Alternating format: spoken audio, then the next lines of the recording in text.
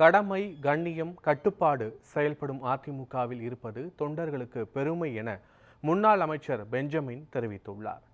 சென்னையை அடுத்த பூந்தமல்லி நகர அதிமுக சார்பில் உறுப்பினர்களுக்கு அடையாள அட்டை வழங்கும் நிகழ்ச்சி நடைபெற்றது. நகர செயலாளர் ரவிச்சந்திரன் தலைமையில் முன்னாள் அமைச்சரும் மாவட்ட செயலாளருமான பெஞ்சமின் பங்கேற்று உறுப்பினர்களுக்கு அடையாள அட்டைகளை வார்டு வாரியாக வழங்கினார். தொடர்ந்து பேசிய அவர், மக்களுக்கு பல்வேறு திட்டங்களை கொடுத்த கட்சி அதிமுக என தெரிவித்தார். கடமை, கண்ணியம், கட்டுப்பாடுடன் செயல்படும் அதிமுகவில் உறுப்பினர்களாக இருப்பது பெருமை எனவும் குறிப்பிட்டார். கிராமப்புறத்தில் நாங்கள் பார்க்கிற பொழுது இந்த உறுப்பினர் அட்டையை சுருக்குப்படி வச்சுக்கிறேன் ஒரு பத்திரமா.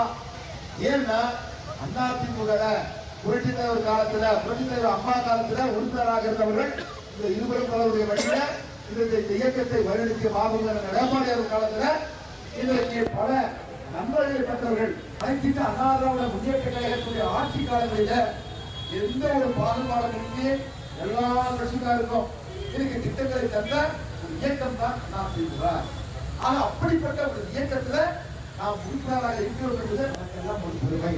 இந்த இயக்கத்துடைய உறுப்பினர் அட்டை என்பது சாதாரணமாக நினைத்திட வேண்டாம்.